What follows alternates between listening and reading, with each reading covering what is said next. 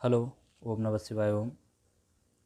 भगवान शिव महापुराण का खंड पहला में आपने सुना कि लास्ट अध्याय जो था, भगवान भोलेनाथ ने कैलाश पर्वत को ही चुना अपना धाम रहने के लिए। अब भगवान शिव पुराण का अध्याय द्वितीय खंड में पहला अध्याय बताने जा रहा हूँ आपको। मैं आपका दोस्त सौरभ। एक बार की बात है जब ब्रह्मा जी बोले, हे नारद, अब मैं तुम्हें शिव जी की अनादि चरित्र के विषय में बताता हूँ। जिस प्रकार सती ने दक्ष के घर अवतार लेकर पुनः शिव जी से विवाह किया था, उन्होंने शिव जी के घर में जो कार्य किए उन सब का विस्तार पूर्वक वर्णन करता हूँ। मैंने पहले 10 पुत्र उत्पन्न करके उनको आदेश दिया कि तुम सृष्टि की रचना करो। मेरे वे पुत्र मरीच, अत्रि, अंगरस, पुलत्स, पुलह, कृत, भृगु, वशिष्ठ, नारद तथा दक्ष हैं। मैंने इनको मानसी सृष्टि की रीत पर उत्पन्न किया, परंतु जब मैंने नारी स्वरूपा परम सुंदरी सरस्वती को उत्पन्न किया तो उसके मनमोहक सुंदर स्वरूप को देखकर मेरा हृदय काम के वशीभूत हो गया। अस्तु उसे देखकर मेरे हृदय में भी उसके साथ मैथुन करने की इच्छा उत्पन्न हुई, क्योंकि उस समय मेरे हृदय में कामदेव प्रवेश किए हुए था। मुझे सरस्वती के साथ मैथुन करने के लिए उगत देखकर मेरे सभी पुत्र हाहाकार करने लगे और वे सब मुझे उस भारी पाप से बचाने के लिए भगवान सदाशिव की स्तुति करने लगे। उस समय शिव जी ने प्रकट होकर मुझे उस नरक देने वाले महा भयानक पाप से बचा लिया।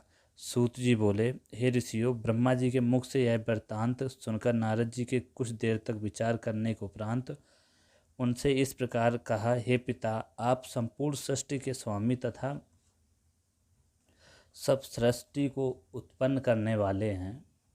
इस समय मेरा हृदय अत्यंत चिंतित है, अतः आप संपूर्ण संशय को नष्ट करने के लिए इस कथा को विस्तार पूर्वक कहिए।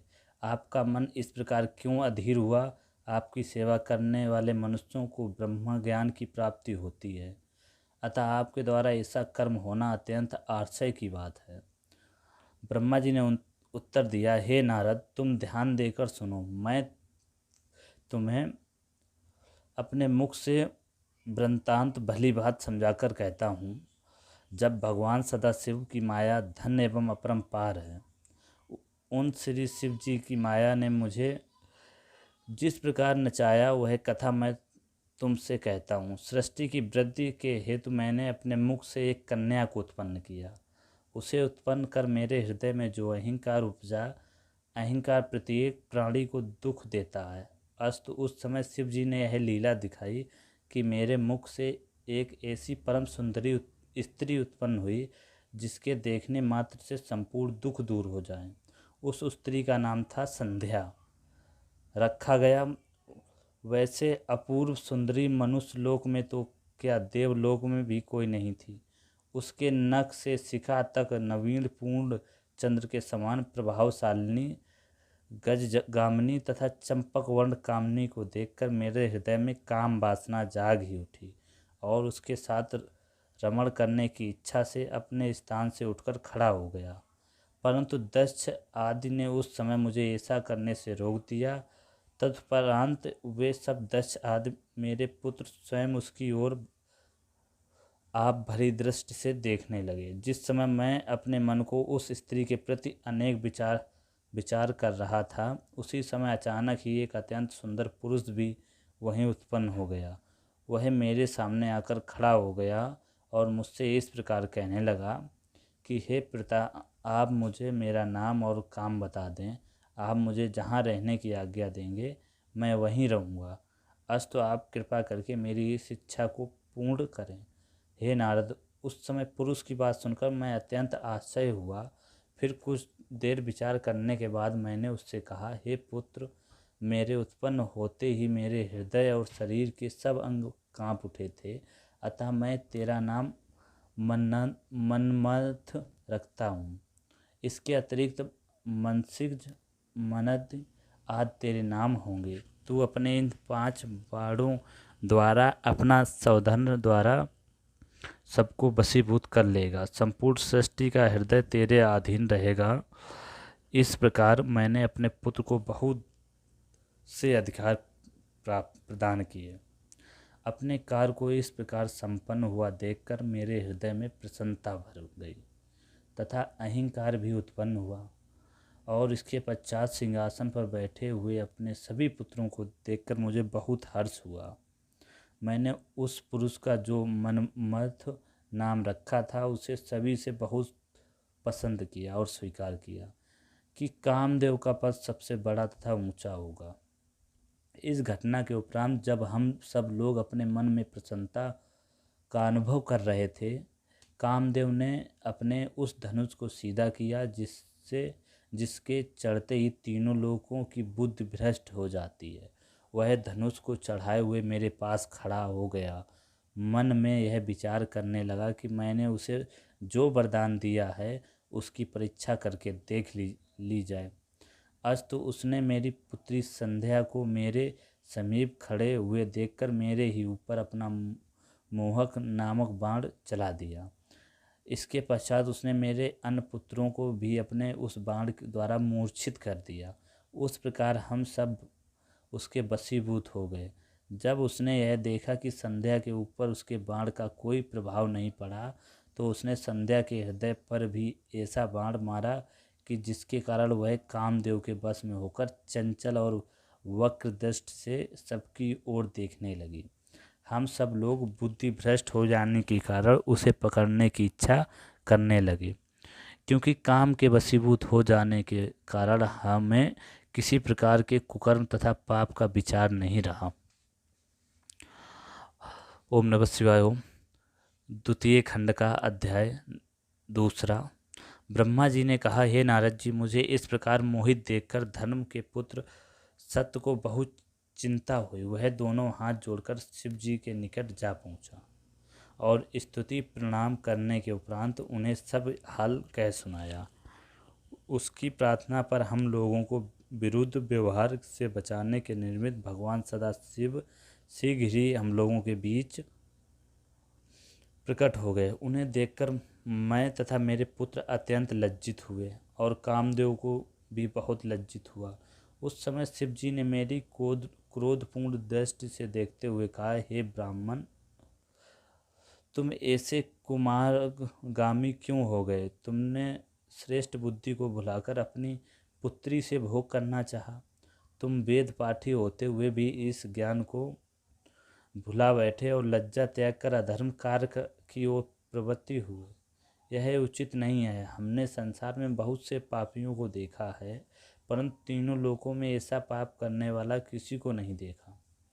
हे नारद, इस प्रकार शिव जी ने मेरी बहुत निंदा की। इसके पश्चात वे मेरे पुत्रों को और अत्यंत क्रोधपूर्ण दृष्टि से देखते हुए बोले, हे मरीच आदि, तुम लोग ऐसे अधीर और कामी क्यों हो गए?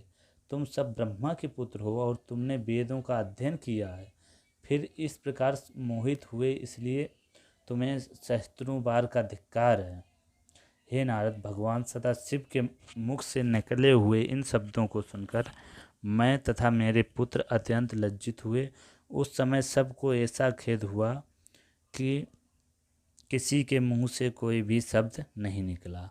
इसके पश्चात मैंने इंद्रियों एवं वीर को मस्तक पर चढ़ाकर संध्या के प्रति जो आसक्ति मेरे हृदय में उत्पन्न हुई थी उसका त्याग कर दिया। भगवान सदाशिव के भय से मैं पाप कर्म में प्रवृत्ति होने से बच गया और मेरे पुत्र भी उस निंदयी कर्म की ओर से विमुख हो गए।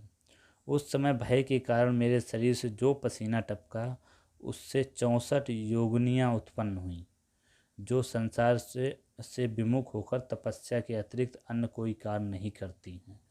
तत्पश्चात 86 पुत्र और उत्पन्न हुए। दक्ष प्रजापति के शरीर से पसीना निकल कर पृथ्वी पर गिरा। उनसे एक स्त्री उत्पन्न हुई, अत्रि। मरीच, पुलह, भृगु तथा तुम अर्थात नारद के शरीर से पसीना नहीं निकला। वशिष्ठ, विश्रवा, अंगरस तथा कृति के शरीर से जो पसीना निकल पृथ्वी पर गिरा उससे संपूर्ण अंगों सहित पितरों की उत्पत्ति हुई। जो सब से प्रतिष्ठा प्राप्त करने योग्य एवं प्रसन्नता प्राप्त करने वाले हैं, उन्हें उसी समय वेद और धर्म शास्त्रों का ज्ञान हो गया। वे सब परम धार्मिक धर्म का उपदेश करने वाले एवं संपूर्ण कार्यों को करने की क्षमता रखने वाले थे। इसके बाद ब्रह्मा जी कहते हैं, हे नारद, क्रतु से सोमपा वशिष्ठ, अहिर्वृद्ध पुलत्स से आजब तथा अंगिरस से बहिपद हुए। इस प्रकार पितर 4 प्रकार के हैं। वे 6 प्रकार के प्रसिद्ध हैं तथा तत्पश्चात मेरी आज्ञा से संध्या ने उन पुत्रों द्वारा गर्भ धारण किया। इस प्रकार मेरे धर्म की रक्षा करके भगवान सदाशिव अंतर्ध्यान हो गए। उनके चले जाने के पश्चात मैंने अत्यंत क्रोधपूर्वक कामदेव की ओर देखा और उन्हें श्राप देने की इच्छा प्रकट हुई। उस समय मेरे सब पुत्रों ने मुझे बहुत समझाया, परंतु मैंने माया के वशीभूत होकर उनकी बातों पर कोई ध्यान नहीं दिया। उस समय मैंने ममत से कहा, अरे मूर्ख, तूने यह क्या किया, दुखदायीपन किया, जो मेरे हृदय को ऐसा घोर पाप कर्म करने की ओर प्रवृत्ति कर दिया। तूने अपने पिता की यह खूब सेवा की, अस्तु तूने जैसे काम किया है वैसे ही अब तू फल भी प्राप्त करेगा। तेरे कारण शिव जी ने मेरी अत्यंत निंदा की है, अतः मैं तुझे श्राप देता हूँ कि तू जलकर भस्म हो जाए। भगवान सदाशिव के नेत्रों की अग्नि में पड़कर तुझे अपना शरीर त्याग देना पड़े और तेरी उस दशा को देखकर मेरे हृदय में शीतल हो। हे नारद, इस श्राप को सुनकर कामदेव अत्यंत भयभीत हो थर थर काँपने लगा और इस प्रकार कहने लगा, हे पिता, आप संसार को उत्पन्न करने वाले तथा न्याय और अन्याय की स्थापना करने वाले हैं। मैंने आपका कोई अपराध नहीं किया, फिर भी आपने मुझे यह श्राप क्यों दे डाला? मैंने तो आपकी आज्ञा की केवल परीक्षा ही ली थी। मेरे भाग्य से आपने मेरे लिए अब जो नई आज्ञा दी है वह तो अवश्य होगी ही, परंतु आप कृपा करके मुझे ऐसा वरदान भी दीजिए जिससे मैं शिव जी की नेत्र ज्वाला में भस्म होने के उपरांत पुनः उत्पन्न हो सकूं। इस प्रकार कृपा करके मेरा दुख नष्ट कर दीजिए। इतनी कथा सुनाकर ब्रह्मा जी ने कहा, हे नारद, कामदेव की यह प्रार्थना सुनकर मुझे अत्यंत प्रसन्नता हुई। तब मैंने कहा, हे कामदेव, मैंने तेरे संबंध में जो कुछ कहा वह तो निश्चय रूप से होगा, परंतु अब मैं तुझे यह वरदान देता हूँ कि तुझे भस्म करने के उपरांत कुछ दिनों बाद जब शिवजी अपना विवाह करेंगे, उस समय तुझे यह शरीर पुनः प्राप्त हो जाएगा और शिवजी तेरे सहायक हो उठेंगे। इस बात को सुनकर सभा में फिर से नवीन आनंद भर गया। ओम नमः शिवाय। ओम। खंड द्वितीय का अध्याय 3। ब्रह्मा जी ने कहा, हे नारद, इस प्रकार मैंने शिव जी की माया के अधीन होकर तथा अहंकार के वशीभूत होकर पहले तो अपने प्रभु के साथ वैर किया। इसके पश्चात कामदेव पर कृपा करके दक्ष प्रजापति से यह कहा, हे पुत्र, अपनी स्वेदका। इसके पश्चात ब्रह्मा जी ने दक्ष प्रजापति से यह कहा, हे पुत्र, तुम अपनी स्वेदका नामक पुत्री का विवाह कामदेव के साथ कर दो, हमारा हृदय प्रसन्न होगा। मेरी इस आज्ञा को सुनकर दक्ष ने कामदेव से कहा, हे अनंग, मेरी पुत्री को जो रति नाम से भी प्रसिद्ध है स्वीकार करो और प्रसन्नतापूर्वक तीनों लोकों पर विजय प्राप्त करते रहो। कामदेव ने यह दक्ष की प्रार्थना स्वीकार कर ली। तब रति के साथ कामदेव का बड़ा धूमधाम से विवाह हुआ। उस समय मैंने अत्यंत प्रसन्न होकर दक्ष को अपनी बाईं ओर बिठाया।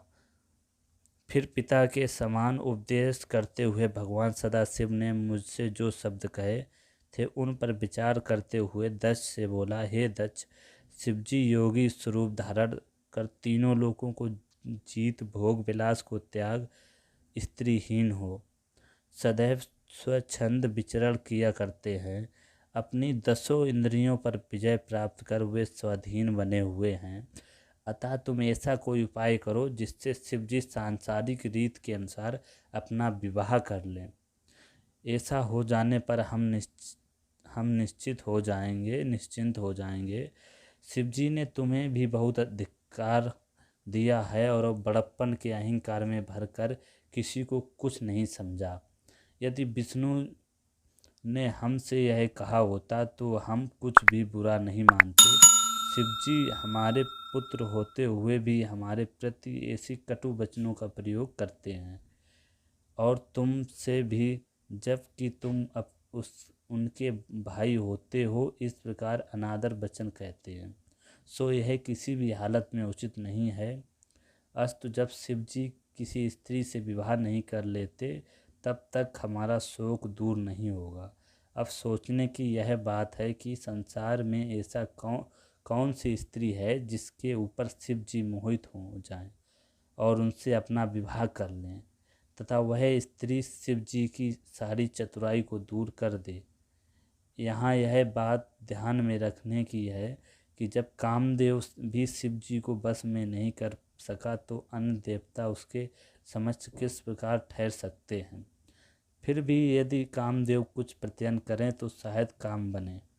हे नारद जी, इतना कहकर मैं हंसता हुआ कामदेव के पास जा पहुंचा। उसके सुंदर स्वरूप को देखकर मुझे यह निश्चय हो गया कि कामदेव द्वारा हमारा यह काम अवश्य सिद्ध हो जाएगा। कामदेव ने मुझे अत्यंत आदरपूर्वक अपने पास बैठाया। उसी समय मेरे श्वास से एक अत्यंत सुंदर पुरुष उत्पन्न हुआ। उसका नाम मैंने बसंत रखा। बसंत के जन्म से कामदेव की शक्ति में वृद्धि हुई। उस समय तीनों प्रकार की वायु चलने लगी तथा पक्षीगण मधुर स्वरों में चहचहाने लगे। कोकिला भी मीठे स्वरों में कूक उठी। कामदेव की उस शक्तिशाली सेना को देखकर मैंने कहा, हे मन्मथ, यदि तुम अपने पराक्रम से शिव जी को वश में कर लो तो तीनों भुवनों में तुम्हारा अत्यंत प्रसिद्धि होगी। अस तुम मेरी आज्ञा मानकर इस कार्य को शीघ्र संपन्न करो। मेरी इस आज्ञा को सुनकर कामदेव ने उसे अपने मस्तक पर धारण किया। इसके पश्चात वह मुझे प्रणाम एवं अपनी सेना को साथ लेकर शिव जी के समीप चल दिए। ओम नमः शिवाय। ओम। अध्याय 4 द्वितीय खंड का। ब्रह्मा जी ने कहा, हे नारद, जिस समय कामदेव अपनी सेना लेकर शिव जी के पास चला उस समय संपूर्ण संसार पर कुछ ऐसा प्रभाव पड़ा कि सृष्टि के समस्त प्राणी बुद्धिहीन हो उसके साथ वशीभूत हो गए। शिव जी के गणों पर भी उसका प्रभाव पड़े बिना न रहा। जब शिव जी ने यह जाना कि कामदेव उन पर विजय प्राप्त करने के निमित्त अपनी सेना को साथ लिए हुए आ रहा है, तब उनके ऊपर उसका कुछ भी प्रभाव ना पड़ा। वे अपनी इंद्रियों को जीतकर अपने स्थान पर ध्यान मग्न बैठे रहे। उनके ऊपर कामदेव का कोई बस नहीं चला। तब कामदेव अत्यंत दुखी एवं चिंतित होकर वहाँ से लौट आया और कायरों की भांति मेरे सामने आकर पृथ्वी पर गिर पड़ा। इसके पश्चात स्तुति करते हुए इस प्रकार बोला, हे पिता, मैंने अपनी सेना द्वारा संपूर्ण देवता, मुनि एवं अन्य जीवधारियों को तो बस में कर लिया, परंतु शिव जी के ऊपर मेरा कोई प्रभाव नहीं पड़ा। अब मुझे यह भय लग रहा है कि कहीं वो मेरे ऊपर कूद ना हो जाएं। प्रज्वलित अग्नि के समान उनके स्वरूप का स्मरण कर मैंने मन ही मन अत्यंत भयभीत हो रहा हूँ। मुझ में इतना बल नहीं है कि उन्हें परास्त कर सकूं, क्योंकि इस बात की मैंने भली भांति परीक्षा कर ली है। ब्रह्मा जी बोले, हे नारद, कामदेव की बात सुनकर मुझे अत्यंत चिंता हुई और मेरे मुख पर उदासी के लक्षण स्पष्ट हो गए। उस समय मैंने शोकाकुल होकर जो बहुत से श्वास छोड़े, उनसे अनेक प्रकार के गणों की उत्पत्ति हुई। वे अपने हाथों में अनेक प्रकार के शस्त्र धारण किए हुए थे। वे बड़े जोर जोर से चिल्लाते, नाचते, गाते हुए मार मार की पुकार करते थे। उनका कोलाहल संपूर्ण दिशाओं में भर गया। वे अनेक प्रकार से उपद्रव करते थे, उनकी संख्या का वर्णन नहीं किया जा सकता।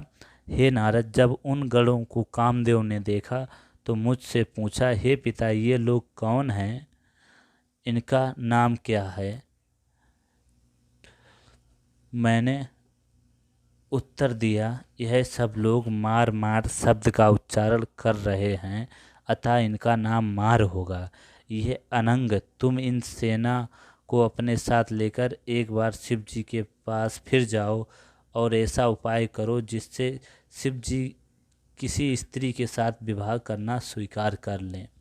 यह सुनकर कामदेव ने उत्तर दिया, हे पिता, पहले तो मेरा कुछ बस नहीं चला, अब भी कोई आशा नहीं। फिर भी आप एक बार पुनः आपकी आज्ञा से उनके पास जाता हूँ, परंतु आप निश्चय रखें कि यदि शिव जी का ध्यान भटक भी गया तो मैं जीवित कदापि नहीं बचूंगा। इतना कहकर कामदेव अपनी उस नई सेना को साथ लेकर वहाँ से चल दिए और उस स्थान पर जा पहुँचे जहाँ शिव जी ध्यान मग्न बैठे थे।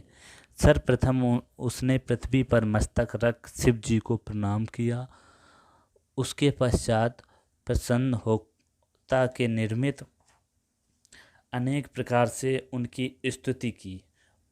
उसने प्रार्थना करते हुए कहा, हे प्रभु, मैं अपने पिता की आज्ञा अनुसार यह कार्य करने के लिए आया हूँ, अतः आप मेरे ऊपर कृपा बनाएं।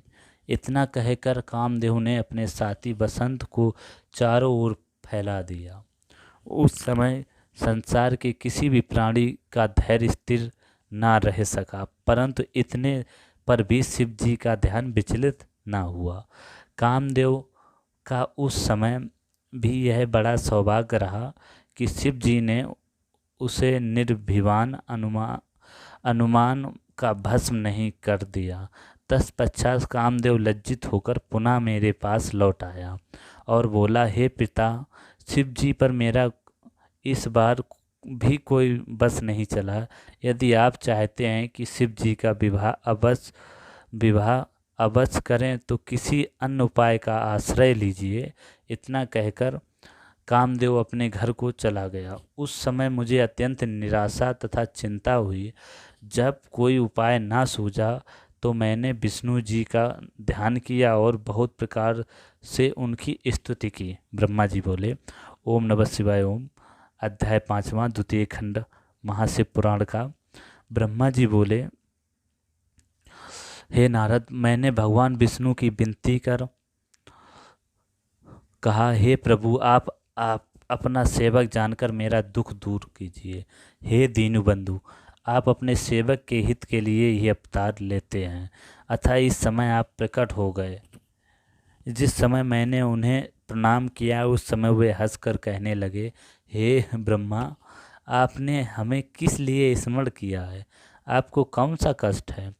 तब मैंने उन्हें कामदेव जी का शिव जी के पास जाने और निराश होकर लौट आने का संपूर्ण वृत्तांत कह सुनाया। उसे सुनकर विष्णु जी बोले, हे ब्राह्मण, आप शिव जी को पत्नी सहित क्यों देखना चाहते हैं? उन्हें अकेला क्यों नहीं रहने देते? आपकी मनोभिलाषा को जानकर ही हम कुछ उपाय बताएंगे। विष्णु जी के मुख से यह वचन सुनकर मैंने उन्हें वह वृत्तांत कह सुनाया कि कैसे मैंने अपनी पुत्री संध्या के साथ मैथुन करना चाहा और शिव जी ने प्रकट होकर मुझे धिक्कारा था। मैंने कहा, जब तक मैं शिव जी का सब स्त्री नहीं देख लूँगा तब तक मेरे हृदय को क्षोभ नहीं जाएगा। हे नारद, मेरी बात सुनकर विष्णु जी ने कहा, हे ब्राह्मण, आप अपनी इस मूर्खता को दूर कर आप जो शिव जी को अपना पुत्र समझकर बुद्धि के विरुद्ध बातें कर रहे हैं वो उचित नहीं हैं। हम और आप दोनों ही उनके सेवक हैं। वे सर्वथा स्वाधीन एवं भक्तों पर अनुग्रह करने वाले हैं। यदि आपकी यही इच्छा है कि वे अपना विवाह कर लें तो आपको उनकी शरण में जाना उचित है। सर्वप्रथम आप कठिन तपस्या द्वारा उन्हें प्रसन्न करें। इसके पश्चात उमा का स्मरण करते हुए दक्ष प्रजापति से भी उसी प्रकार तपस्या कराएं। उस तप के प्रभाव से भगवती उमा दक्ष प्रजापति के घर पुत्री रूप में जन्म लेंगी और उनका विवाह शिव जी के साथ होगा। ऐसा करने से संपूर्ण लोगों का कल्याण भी होगा और आपकी इच्छा भी पूर्ण होगी। इतना कहकर भगवान विष्णु जी भगवान सदाशिव के चरणों को ध्यान धरते हुए अपने लोक को चले गए। ओम नमः शिवाय। ओम। अध्याय 6। ब्रह्मा जी बोले कि हे नारद, कि भगवान विष्णु की आज्ञा को शिरोधार्य कर मैंने भगवान सदा शिव के प्रति उस द्वेष का त्याग कर दिया जिसे मैंने उनकी माया से मोहित होकर अपना रखा था। तत्पश्चात दक्ष को बुलाकर उसे वह सब हाल कह सुनाया जो कुछ श्री विष्णु जी ने मुझे कहा था। मैंने उनसे कहा, हे पुत्र, अब तुम एक कन्या को जन्म दो जो भगवान सदाशिव की पत्नी हो सके। ऐसा होने पर हम और तुम संसार से धैर्य हो जाएंगे। तुम भगवान सदाशिव की तपस्या करके उनका दर्शन प्राप्त करो और यह वरदान मांगो कि हे प्रभु, आप मेरी संतान बनकर जन्म लें। मैं भी तपस्या कर के उनसे यही मांगूंगा कि वे भगवान सदा शिव त्रिशूलपाणी आदिशक्ति संपन्न तथा सगुण निगुण दोनों रूप वाले हैं। उनकी महिमा का पार वेद ने भी नहीं पाया। वे तपस्या के वशीभूत होकर निश्चय ही दर्शन देते हैं। जब उन कृपालु शिव जी ने मुझे उत्पन्न किया था, उस समय मेरी तथा विष्णु जी की प्रार्थना को सुनकर हमें यह वरदान भी दिया था कि वे स्वयं ही हर नामक अवतार ग्रहण करेंगे और हमारे संपूर्ण मनोरथों को पूर्ण करेंगे। उन्होंने यह भी बताया कि उनकी आदिशक्ति जिनके अंश से लक्ष्मी की उत्पत्ति हुई है, एक कला है, वह भी एक कला है, से उमा के रूप में जन्म लेकर हर अवतार की पत्नी होंगी। भगवान सदाशिव ने बताया कि हमारे स्वरूप की आदिशक्ति द्वारा ही इस संपूर्ण सृष्टि की उत्पत्ति होगी और वह आदिशक्ति समस्त संसार की माता हैं। अस्तु हे दक्ष, वे आदिशक्ति तुम्हारे घर में सती नाम से जन्म लेंगी तथा तुम मुझे तथा विष्णु को अपनी पत्नी सहित देखते हो। परंतु भगवान सदाशिव के हर अवतार ने अब तक किसी स्त्री को स्वीकार नहीं किया और ना ही अब तक सती का अवतार ही हुआ है। अतः तुम ऐसा उपाय करो जिससे सती का अवतार हो। इस प्रकार समझाकर दक्ष को विदा किया। इसके पश्चात दक्ष ने घर जाकर संपूर्ण इंद्रियों को वशीभूत कर वेद के अनुसार तपस्या करने लगे। मैंने अपने मन में श्री जगदम्बा का ध्यान कर श्वास को मस्तक पर चढ़ा लिया और मन के वेग को जीतकर उनकी स्तुति की। तब उस तपस्या से प्रसन्न होकर श्री जगदम्बा ने मुझे सेवक जानकर दर्शन दिया। ओम नमः शिवाय। ओम। अध्याय 7। ब्रह्मा जी ने कहा, हे नारद, ऐसा कौन सा प्राणी है जो भगवती महामाया के उस अनुपम सुंदर शरीर को देखकर मोहित ना हो जाए। उनके दर्शन प्राप्त कर देवता तथा ऋषि मुनि भी मोहित हो जाते हैं। वे मुख्य चिन्हों से अलंकृत तथा वस्त्राभूषण को धारण किए हुए थीं। वे सिंह पर आरूढ़ थीं। उनके उस स्वरूप को देखकर मैंने अपना मस्तक नीचे झुकाकर उनकी स्तुति करने लगा। उस समय भगवती भवानी ने मुझ पर दया करते हुए कहा, हे ब्रह्मा, तुम जो चाहते हो वह वर मांग लो। यह सुनकर मैंने अपनी पिछली बातों को स्मरण करते हुए कहा, हे मातेश्वरी, रुद्र नामक शिवातार ने मुझसे बहुत ही कटु वचन कहे हैं और व्यर्थ ही धिक्कारा है। अतः आप अवतार लेकर उन्हें बस में कर ले, जिससे वे भी हमारे ही समान गृहस्थ हो जाएं। कृपया कर आप यही वरदान दक्ष प्रजापति को भी दीजिए, क्योंकि इसी अभिलाषा के लिए वह भी आपकी आराधना कर रहा है। तीनों लोकों में आपके अतिरिक्त कोई ऐसा नहीं जो शिव जी को मोहित कर सके। हे नारद, मेरी बात यह सुनकर भगवती भवानी ने कहा, हे ब्रह्मा, तुम धोखा देकर मुझसे यह क्या मांग रहे हो? इससे तुम्हें क्या लाभ होगा? इस समय तुमने मेरे सामने यह संकट भी उपस्थित कर दिया कि मैं तुम्हें वरदान ना दूं तो वेद का मार्ग नष्ट हो जाएगा। इतना कहकर भगवती ने योग धारण द्वारा उन परम ब्रह्मा परमेश्वर का ध्यान किया जो अपने भक्तों को प्रसन्नता प्रदान करते हैं और सब के अंतकरण का हल जानते हैं। भगवान सदाशिव ने उन्हें ध्यान अवस्था में यह आज्ञा दी कि ब्रह्मा जिस वरदान को मांगते हैं उन्हें दे दो और तुम अवतार ग्रहण करना स्वीकार करो। हम तुम्हें अत्यंत स्नेहपूर्वक अंगीकार करेंगे तथा ब्रह्मा को इस प्रकार मोहित करेंगे कि उनका संपूर्ण गर्व नष्ट हो जाएगा। पर ब्रह्मा की ऐसी आज्ञा पाकर भगवती जगदम्बा ने मुझसे यह कहा, हे ब्रह्मा, हर रूपी भगवान सदाशिव योगी राज हैं, उन्हें मोहित नहीं किया जा सकता, परंतु तुम्हारी प्रार्थना के अनुसार युक्तिपूर्वक तुम्हारा मनोरथ सिद्ध कर दिया जाएगा। जब तक हर स्त्री को स्वीकार नहीं करेंगे तब तक ना तो उन्हें परलोक का फल मिलेगा और ना संसार में आनंद ही प्राप्त होगा। अतः उनके निर्मित दक्ष प्रजापति की पुत्री के रूप में स्वयं ही अवतार ग्रहण करूंगी। उस समय शिव जी मुझ पर मोहित होकर मेरे साथ विवाह कर लेंगे। इतना कहकर भगवती महामाया अंतर ध्यान हो गईं और मुझे अत्यंत प्रसन्नता प्राप्त हुई। ओम नमः शिवाय। ओम। अध्याय 8वां। इतना कहकर इतनी कथा सुनाकर सूत जी बोले, हे ऋषि, पितामह ब्रह्मा जी द्वारा इस वृत्तांत को सुनकर नारद जी ने अत्यंत प्रसन्न होकर कहा कि हे पिता भगवान, सदाशिव की आदिशक्ति ने जब आपको यह वरदान दे दिया, उसके पश्चात उपरांत क्या घटना घटी यह आप मुझे बताने की कृपा करें। ब्रह्मा जी बोले, हे आत्मज, जब भगवती महामाया ने प्रकट होकर मुझे यह वरदान दिया तब दक्ष प्रजापति ने मेरी आज्ञा अनुसार घोर तपस्या करनी आरंभ कर दी। उसने तीनों प्रकार का प्राणायाम करते हुए शिव रानी के चरण कमलों में अपने हृदय को स्थित किया। दक्ष के उग्र तप को देखकर श्री जगदम्बा ने अपने उसी शुद्र मनोहर एवं पवित्र स्वरूप में प्रकट होकर दर्शन दिया, जिसका वर्णन मैं पहले ही कर चुका हूँ।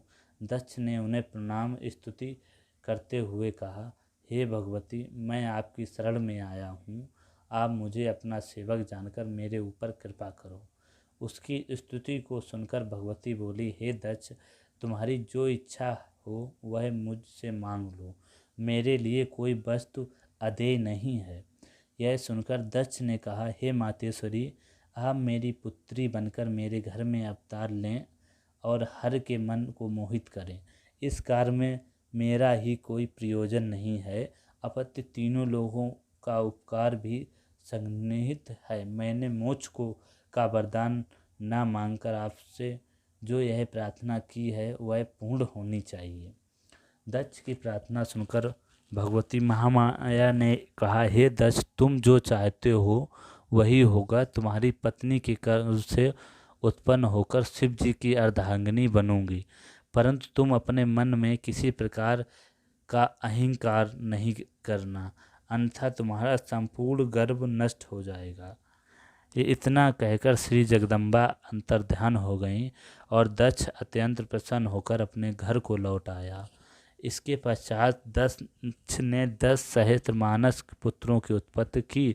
वे सब तुम्हारी प्रेरणा से घर छोड़कर तपस्या करने के लिए वन में चले गए और परम पद को प्राप्त हुए। तत्पश्चात दक्ष ने 10 सहस्त्र पुत्र और उत्पन्न किए, परंतु वे भी तुम्हारा उपदेश सुनकर संसार से विरक्त होकर वहीं चले गए जहाँ उनके भाई गए थे। उस समय दक्ष ने अत्यंत क्रुद्ध होकर तुम्हें यह श्राप दिया कि हे नारद, तुम अत्यंत अधम हो, क्योंकि तुमने मेरे सब पुत्रों को मेरे विरुद्ध कर दिया। अतः मैं तुम्हारे कर्म के अनुसार तुम्हें यह श्राप देता हूँ कि तुम किसी एक स्थान पर न ठहरकर सदैव भ्रमण किया करो। हे नारद, तुम्हें यह श्राप देने के उपरांत दक्ष को अपने मन में कुछ संतोष हुआ।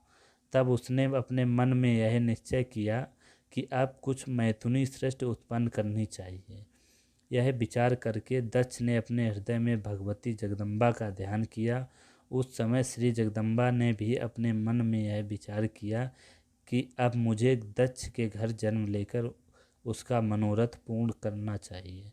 यह निश्चय कर वे दक्ष के हृदय में प्रवेश कर गईं।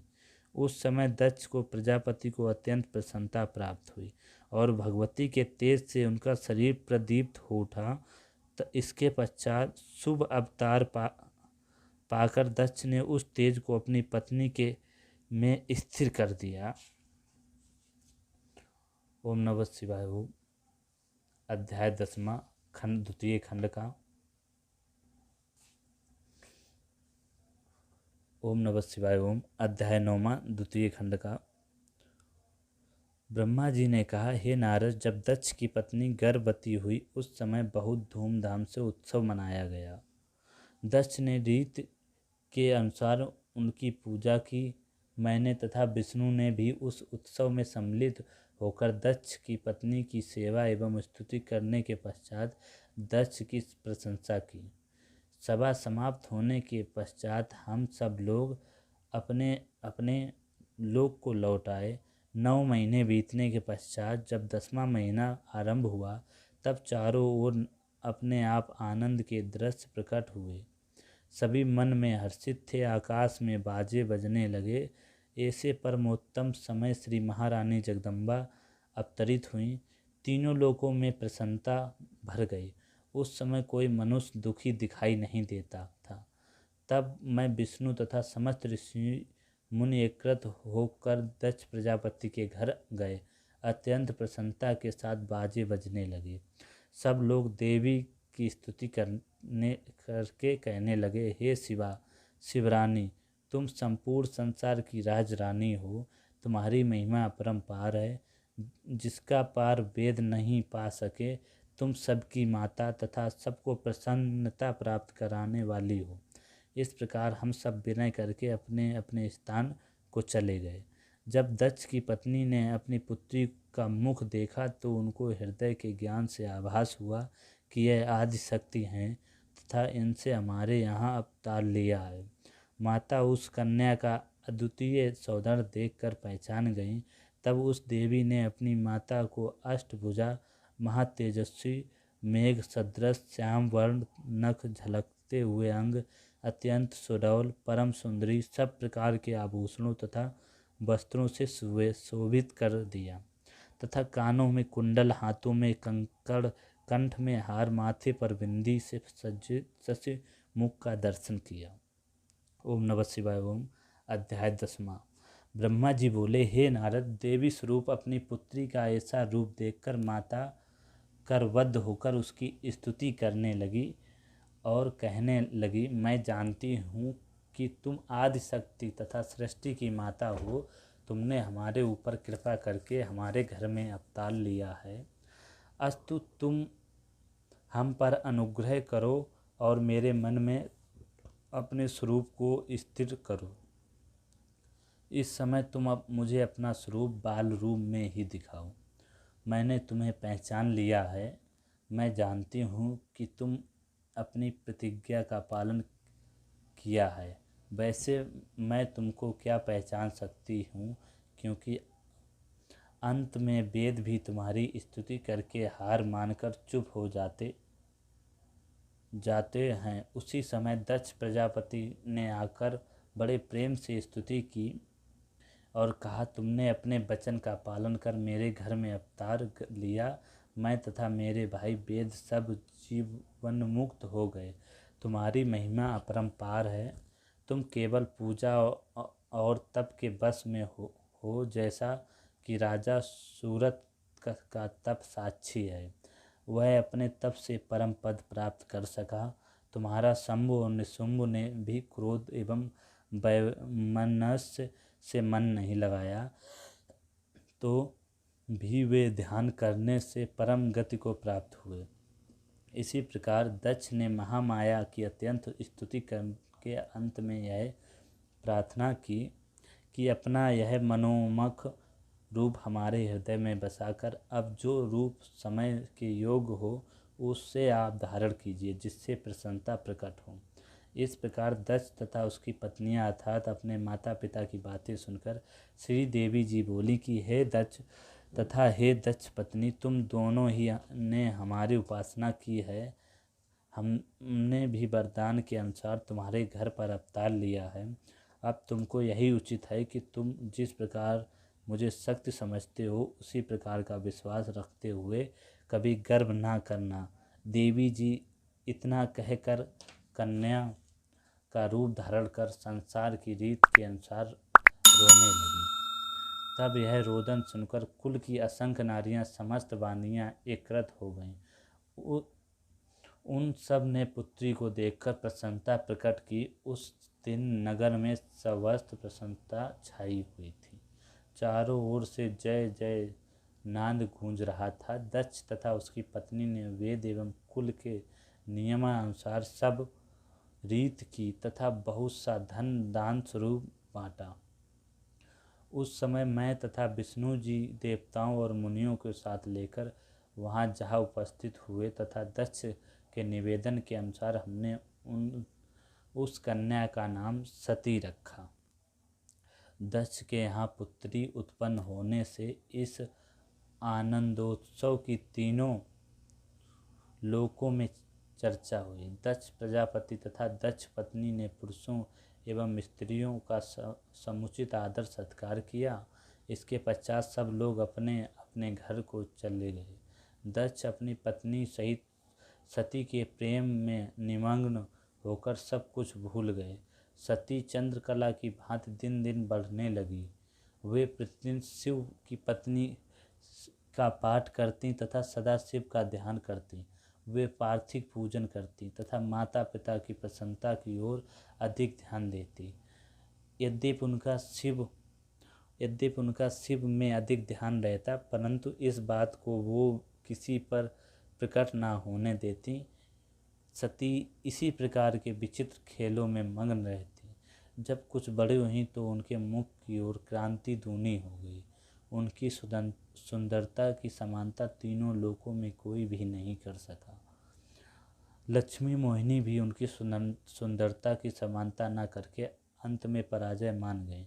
हे नारद, इस प्रकार मैंने दक्ष कन्या का संक्षेप में वर्णन किया है। ओम नमः शिवाय। ओम। अब अगला अध्याय मिलेगा आपको अगले वीडियो में। जिन लोगों ने अभी तक हमारा चैनल सब्सक्राइब नहीं किया हो कृपया सब्सक्राइब कर लें। ओम नमः शिवाय। ओम। ओम नमः शिवाय। ओम। ओम नमः शिवाय। ओम।